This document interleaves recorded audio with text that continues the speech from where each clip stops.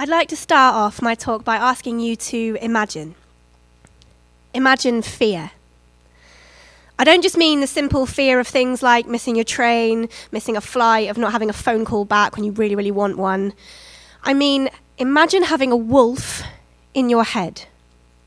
Her red eyes, 2 pinpricks of hellish light. Black fur darker than anything you have ever seen before. She bites, this wolf, hard, and it hurts. I don't really remember the 9 months that I spent wrapped in the confines of my own mind. I do remember that I needed sleep, and I couldn't get any. I do remember that I wanted to eat, and yet food tasted like dust, and I was unable to keep it down. The wolf I have in my mind is anxiety. Despite it being one of the most common mental illnesses suffered by people in the UK, it is still grossly misunderstood and hugely misreported and underreported. More common than just anxiety on its own, in fact, is anxiety in conjunction with depression. These 2 things in combination are the 3rd most common things that GP surgeries deal with on a daily basis in the UK. Even though it is so common amongst us, it is something that we still fail to talk about, something that we are still ashamed to share with those around us. We are afraid to tell our friends, our work colleagues, even people that are close to us. It's something that we suffer silently. Even though 1 in 4 people in the UK in the space of a year will suffer from a mental health condition. Of those 1 in 4 people, 10% of them are under the age of 18 and still in school. The biggest killer of young men in this country between the ages of 25 and 49 is suicide, a more serious threat than alcoholism and traffic collisions. Despite this, it's something that we don't talk about. It's something that we don't share. It's something that we are ashamed to discuss. I have lived with fear all my life, and I would like to start by explaining to you what this fear is like. I'm a poet, and I have an anxiety disorder. But words, both written and spoken, have mended me. It shouldn't be brave of me to share this story. It shouldn't be a surprise that art, creation, particularly words, gave me a way out of the confines of my own mind. And I would like to talk to you today about the milestones that I hope that we can move towards when discussing mental illness, in allowing it to be discussed in schools, in providing a discourse in workplaces, in ensuring that youngsters who suffer with these conditions have a safe place where they can begin to understand what's going on in their own minds. So often misunderstanding, confusion, just makes the whole situation so much worse for them. So, let me introduce you to my fear. I've always been a very frightened person, right from a very young age. A good example of this is an anecdote from when I was about 5 years old. My parents had a painting on the wall in our living room. It was a watercolor painting, purples, reds, blues, blacks, beautiful painting of mountains, a mountain range steeped in smoke. I couldn't be in the same room with this painting because, despite the fact that it was technically empty of people, I could see a man in it, running away slightly to the right. My parents were unable to see this man. And despite the fact that I tried to explain to them what I could see, they still didn't really understand. Part of that was because I couldn't fully articulate to them what it was I was seeing. And this was for one simple reason. I knew in my head that this man in the painting that wasn't really there was running away from something terrible that he'd done. And he knew that I had seen him and that I was therefore in danger. And if I shared this with my parents, he would be coming for them too. You can probably imagine that this fear is quite tortuous for a young 5-year-old girl, particularly because it wasn't the only fear that I experienced. But I was used to it. It was something I grew up with, something I never considered that was different about me from other people. However, when I reached 21 and I graduated from university, I became seriously ill with depression and anxiety, and I began to really realize what these 2 things can do to a human being's mind. It made me realize that depression, anxiety, obsessive compulsive disorder, and other mental illnesses are first and foremost real, and secondly, extremely common. So when I graduated from university, I graduated with a first-class honours degree in English and creative writing. I moved to London with a good friend whose parents had bought her a flat. I couldn't find a job anywhere. I struggled to pay my rent, and more importantly, I lost the identity that I had had in being a student of writing. Suddenly, I was no one. The city opened her smoke-filled mouth, and in I fell, like a seabird into the mouth of a shark. Depression is more than just feeling deeply sad. It's something that eats away at you. People say that all the colour goes out of the world when you suffer with a mental illness, and it sounds metaphorical, but for me this was actual. The world quite literally became shades of grey, with hints at what might have been red, blue, green. Not just colour, but what else disappeared from the world was sound. I was enclosed in a cave of silence, both my own and other people's. I felt hopelessness, helplessness, fear, frustration, and most of all, the thing they don't tell you is shame. I was ashamed of what was going on in my own brain, something that I couldn't control, and felt that other people would judge me for, and other people did judge me for it. I felt like I could have put my hands to the side of my head and felt pieces of myself coming away. I felt like my mind was being cleaved in two, and a creature as powerful and violent as any you could imagine was screaming at me from the inside of my own skull. However, a big tip for anyone in this room who would be so unlucky as to suffer something like this, unfortunately statistics say it is likely, is to get angry. I remember at one point, shortly after I left London, my friend couldn't really cope with me being there anymore, and my boyfriend at the time was soon to go on his way as well. Shortly before he and I parted ways, he would go for long periods of time without contacting me at all, despite my attempts to contact him. We lived far apart, and he would not answer my phone calls often for days at a time. This was one of the things that induced panic attacks in me and made it very difficult for me to eat, sleep, talk to other people, interact and function in any way. But one particular day, he had not phoned me back for about a day and a half, and as a result of this, I threw my phone across the room, called him all sorts of unsavoury names, and remember turning around and seeing my mum smiling at me, and she said, "That's right, Bex, get angry." I can get angry with more skill and agility than anyone else I know. Anger sits at the back of my throat like a frog waiting to leap. It's the thing that quickens me.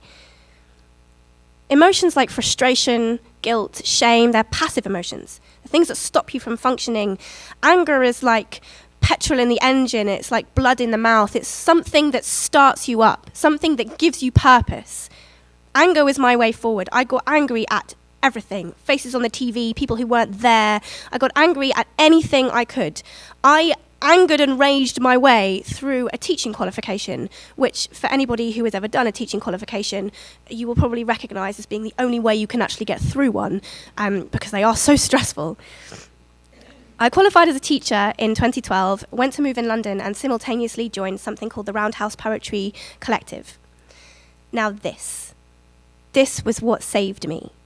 This community of poets from all sorts of places all over the world coming together in the back rooms of pubs, theatres.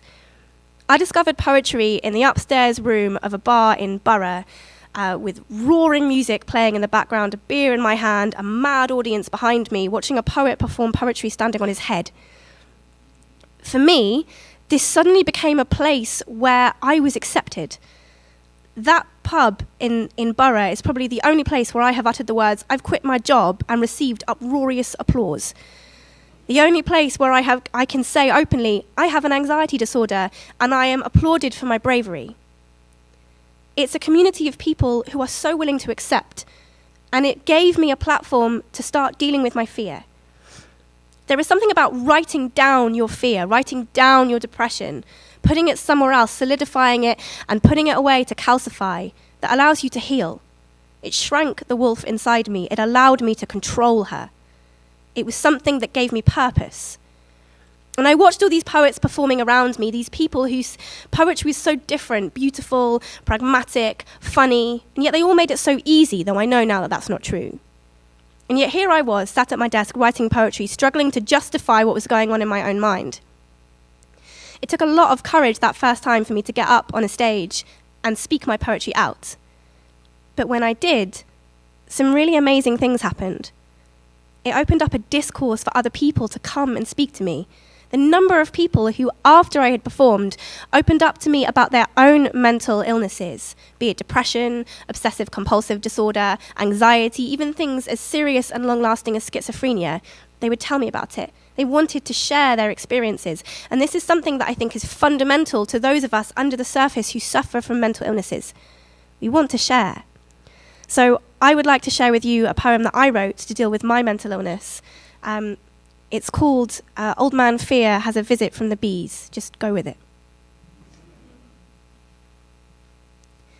3 days a week, the bees visit.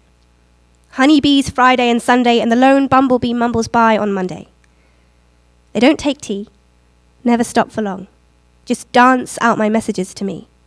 Messages I can only feel, never see. Messages the postal service forget to bring. It's like blood in the mouth what these bees are saying. They dance on my fingertips, their toes poised with hip-hop precision, diamond eyes wide with oblivion. My bees see more of me than I ever knew was hidden. And they end every message with the same thing. Don't worry, they say, it'll get better. My bees are my eternal optimists. The freelance Monday bumblebee takes sugar from a soup spoon and tells me this fear I have of my own kind will go away soon. Maybe he doesn't say soon, but I look into the alien outline of his frown, the hive of his mind, a chemical battleground, the twitch of his antenna like satellites stirring after sleep, and I know he carries more of my secrets than I can bear to keep. Remember the man in the painting, he says, the man your parents couldn't see. I nod, I forget he knows everything. You know, he still sits at the back of your mind, waiting. He knew you'd tell eventually. I remember the steady, eyeless gaze of a man made of painted mountain smoke. I see him again in the bee's splintered face, the twist of his mechanical mouth. He fluffs his danger stripe down, runs his front paws over one wing, and reminds me not to forget anything. Same time next week, he says. Till then, don't neglect your fear. The bee whispers spells in my ear, thanks me for the sugar spoon, and motors on his way. He vanishes with such consistency, I almost believe the physicists who say they don't believe in bumblebees. I remember what he told me about the man in watercolor mountain smoke, the man no one else could see, as he stormed across a painting and into my memory. He's not really a man, of course. I know this from the bees. He's fear, nothing more than an outline with a mouthful of hornets. He thinks their barbed stings will silence me.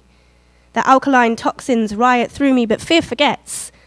I have an army of my own, and they visit me 3 times a week. Thank you.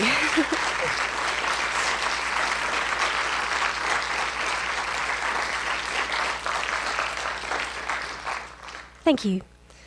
So, performing poetry in this way was something that gave me hope. It gave me strength. It was a way of me throwing my anger frog in my wolf's face and hoping that she'd go away. And it's the thing that has enabled me to stand before you now.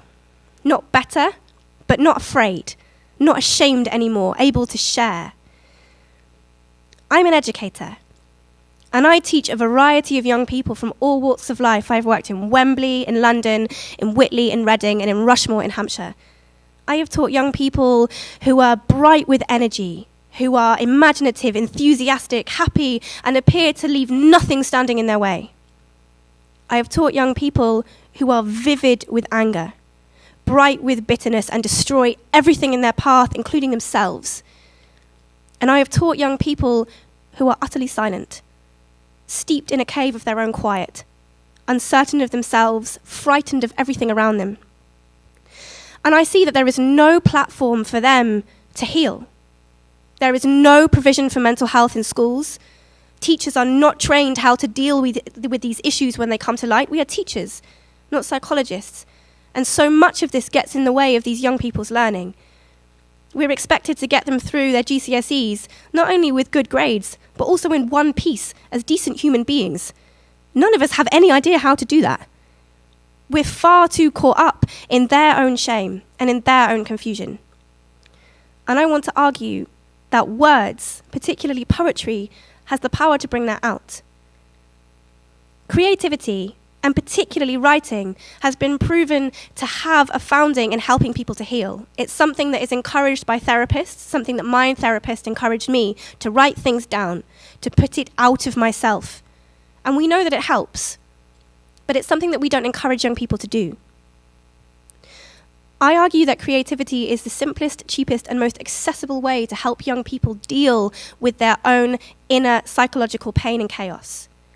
It's something that any teacher can suggest, any parent, any friend, any mother, daughter, sister, brother, aunt, uncle, human being. As human beings, we have a fundamental duty to each other, to listen and to talk. And it's something that we don't encourage very much of. So if you take one thing away from this talk, whether you are an educator who is able to implement this in schools, or a parent who is able to listen to your children, or a friend who knows someone who might be suffering something a little like what you've heard today, talk. Sufferers of mental health illnesses, mental health conditions, have stories. They just don't want to tell them. They're too ashamed. They might not feel the hand you reach out to them. They might not hear the comfort you try to speak, but try. If we can't try for each other, then we've lost everything.